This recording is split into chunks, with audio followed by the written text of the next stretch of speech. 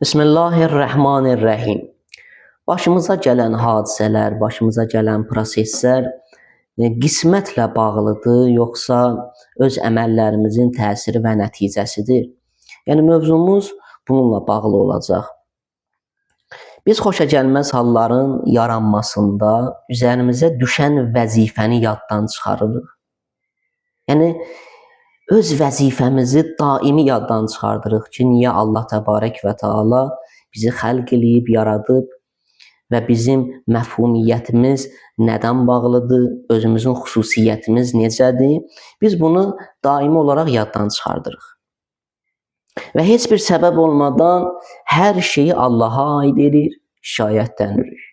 Allahım, əgər sən ədalətlisənsə, nə üçün mənim qarşıma filan müsibət çıxdı, filan proses çıxdı, xoşagəlməz narahatlıq çıxdı? Nə üçün, nəyə görə şikayət edirik, üsyan edirik Allah təbarək və Teala'ya. Bütün narahatçılığımızda və baş verən problemlərimizdə nə edirik? Allahı günahlandırırıq. Deyirik, Allah elədi. Allah bunu qismət eləyib mənə. Bu yaşayışı Allah mənə qismət eləyib. Şübhəsiz acı hadisələrin çoxunun səbəbkarı biz özümüzük, əməllərimizdir. Yəni təsir edici də bizi və nəticəsi də pis olacaq əlbəttə ki. Misal olaraq, dərs oxumayan bir uşaq neyniyəcək? İmtahandan kəsiləcək. Yəni imtahanı keçə bilməz ki, müqəddiməsi nədir? Müqəddiməsi xarabdır.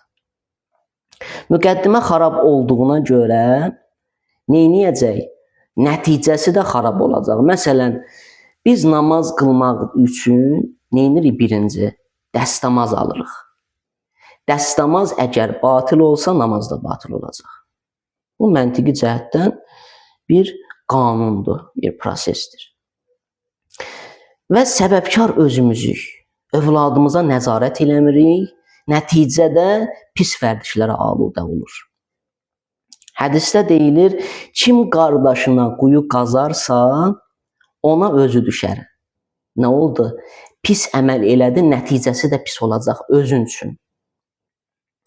Quran çox saylı ayələrdə bu məsələyə işarə edərək buyurur.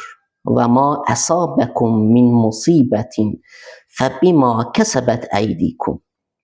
Sizə yetişən müsibətlər özünüzün qazandığınız günahlara görədir. Biz öz günahımızı qazanırıq. Məsələn, bizim başımıza gələn müsibətlərin səbəbi özümüzük.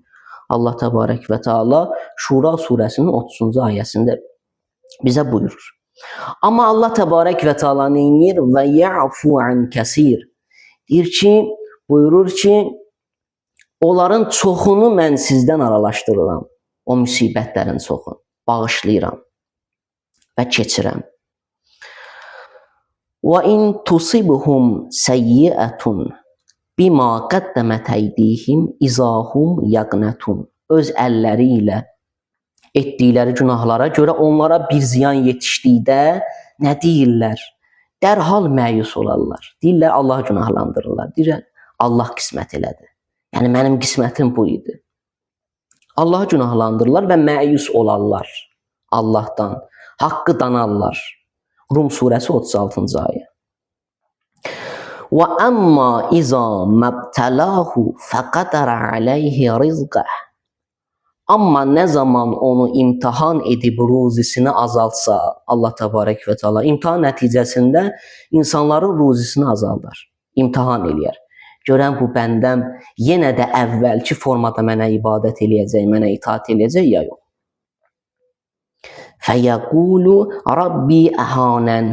Amma insan nə deyər? Rəbbim məni alçaltdı deyər. Yəni əvvəlki kimi mənə nəzarət eləmir, mənə nəzər yetirmir və mənə ruzi vermir. Amma bütün bunların səbəbi, bütün bu günahların, müsibətlərin səbəbi bizlər özümüzük və əməllərimizdir.